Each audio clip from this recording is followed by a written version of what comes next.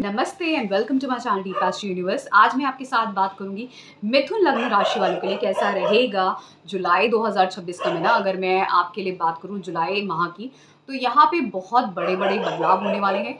ये बदलाव कहीं ना कहीं आपको एक दिशा निर्धारित करते हैं, और वो जो दिशा है वो कहीं ना कहीं आपके लिए एक नए जीवन की शुरुआत हो सकती है, क्योंकि आपके लग्न के स्वामी जो हैं, आप देखेंगे मई माह से लेके जुलाई माह के एंड तक कहीं ना कहीं इनमें एक दो राशियों के बीच में एक नोक झोंक जैसी चलती रहेगी। अब उसको मैंने नोक झोंक क्यों कहा है, क्योंकि ये जो बुध देव है ना, ये आपके लग्न और चौथे भाव के मालिक हैं। मिथुन राशि में रहेंगे 29 मई से, फिर कर्क राशि में 22 जून को जाएंगे, फिर कर्क राशि में 29 जून को वक्री हो जाएंगे, फिर मिथुन राशि में 7 जुलाई को वक्री रहते हुए मिथुन राशि में एंटर कर जाएंगे, फिर 24 जुलाई को मिथुन राशि में ही मार्गी हो जाएंगे, फिर आगे बढ़ जाएंगे अगस्त में जाके ये कर्क राशि में। तो इनकी ये जो 3 महीने की जो चाल है ना, मार्गी वक्री, वो भी 2 राशियों में, मिथुन और कर्क राशि में, इसको मैं अगर समझाऊं तो आपका लग्न है और आपका दूसरा भाव है। यहाँ पे ये दिखाता है वक्री का जो स्वभाव होता है, जो बुध देव वक्री जो होते हैं उनका जो स्वभाव होता है वो थोड़ा कुछ इस तरीके से होता है कि आप चंद्रमा को समझ सकते हैं। चंद्रमा जो होता है चंचल होता है, तो वक्री बुध भी कुछ ऐसे ही चंचल होते हैं, थोड़े बच्चों जैसे होते हैं, थोड़े बच्चों जैसे। इनकी अक्सर जो है ना अपने फ्रेंड्स के साथ भी ऐसे तनातनी टाइप चलती रहती है, मतलब बहुत ज़्यादा बहुत कॉर्डियल टाइप रिलेशन ही होता है। सेम अपनी आंट्स के साथ भी, खासकर बुआ लोगों के साथ भी उनका भी ऐसा रिलेशन होता है। अब देखिए, पहले लग्न में रहेंगे और लग्न में ही आगे बढ़ के कर्क राशि में चले जाएंगे, फिर वक्री हो जाएंगे, फिर 7 जुलाई को जब एंटर करेंगे तो वक्री रहते हुए ही मिथुन राशि में आ जाएंगे लग्न में। वहाँ पे जब आप देखेंगे तो सूर्य देव भी होंगे, तो सूर्य देव 15 जुलाई तक रहेंगे। तो ये दोनों ग्रह जब लग्न में है, आपके तीसरे भाव के मालिक, और लग्न में वक्री बुध, तो कहीं ना कहीं आपका पराक्रम बहुत हाई रहेगा। आपके अंदर पराक्रम बहुत हाई रहेगा, बुद्धि विवेक आपकी बहुत हाई रहेगी, आप बहुत मेहनत के साथ सारे काम करेंगे, और जहाँ पे ज़रूरत हुई वहाँ पे आप मैं ये बोलूँगी शॉर्टकट्स यूज़ कर सकते हैं, या आप बहुत ही क्रिएटिव अपने स्किल्स का यूज़ करके कोई भी काम कर सकते हैं, बुद्धि का प्रयोग कर सकते हैं, क्रिएटिव नॉलेज का यूज़ कर सकते हैं कोई भी काम को करने के लिए।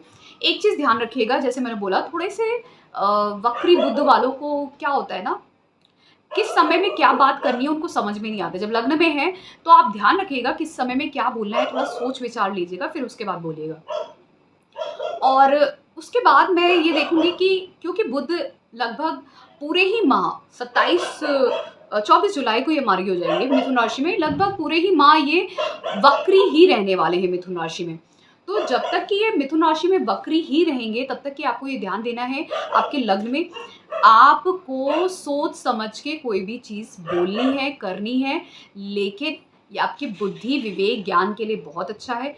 कोई भी काम ऐसा जो आपके माता से जुड़ा हुआ है, मदर से, घर से जुड़ा हुआ है, या आपके स्वयं से जुड़ा हुआ है, उसको 2 बार सोच के ही करिएगा। बोलने से 2 बार बोलने से सोचेगा।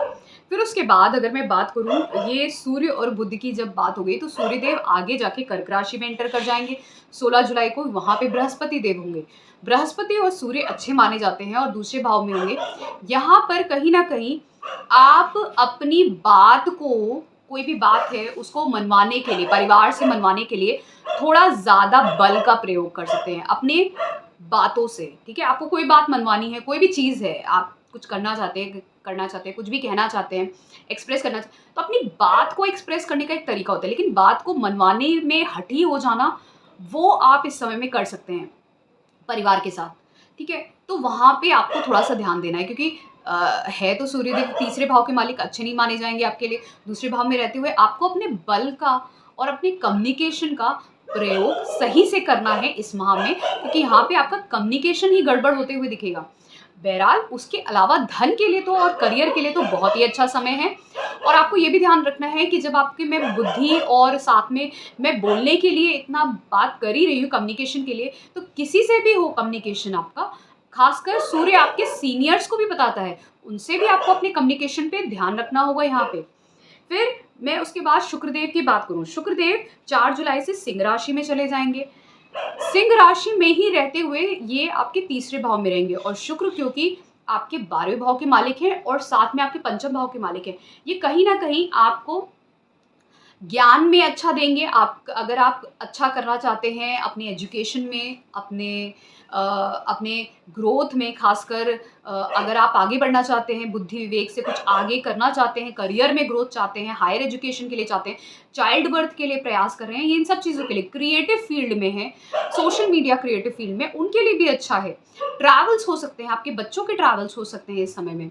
लेकिन मैं एक चीज़ फिर रिमाइंड करूँगी कि यहाँ पर क्योंकि शुक्रदेव और वहीं पे बृहस्पति देव कर्क राशि में हैं, तो आप जब भी कुछ डाइट के लिए भी मैं बोल दूं, आपके जब भी कुछ खाते हैं या कुछ भी आप इस वक्त सेवन करते हैं, तो आप कितनी मात्रा में कर रहे हैं उसका भी ध्यान रखिएगा।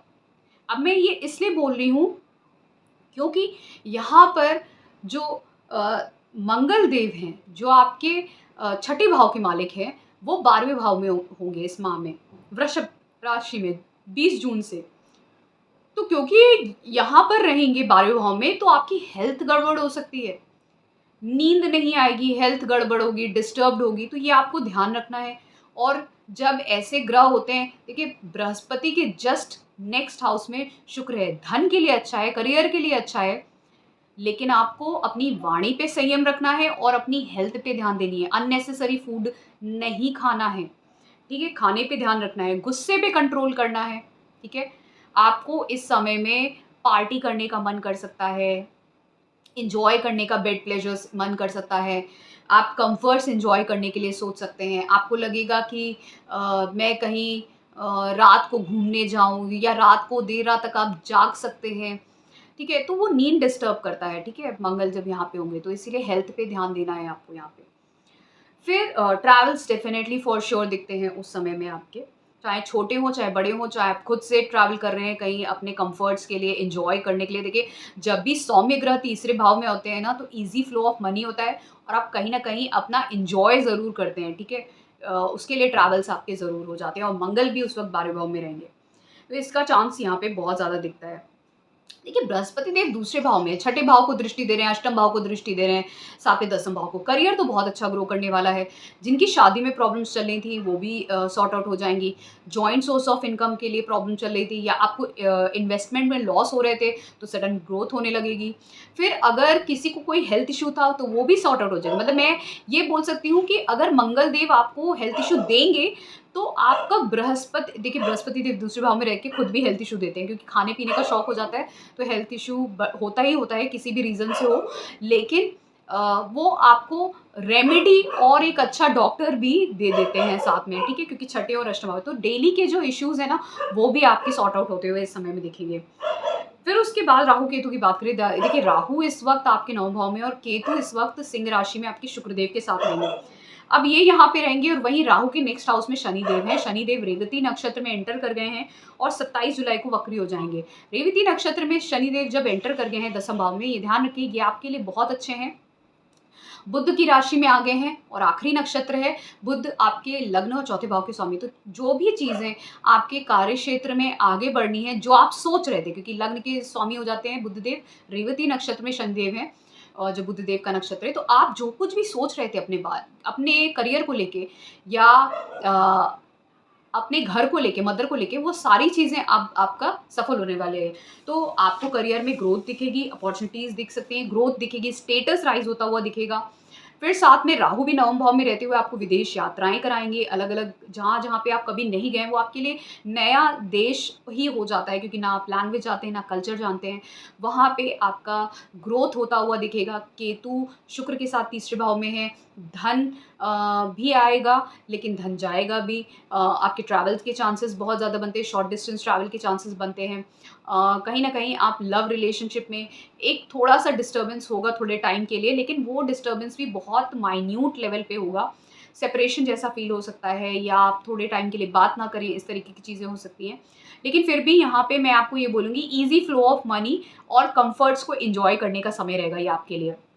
तो ये यहाँ पे मुझे आपके लिए होता हुआ दिख रहा है। तो ये था मेरा एनालिसिस मिथुन लग्न राशि वालों के लिए कैसा रहेगा जुलाई 2026 का महीना। अगर आपको पसंद आया है please do subscribe to my channel Deep Astro Universe. Thank you so much. ओम नमः शिवाय।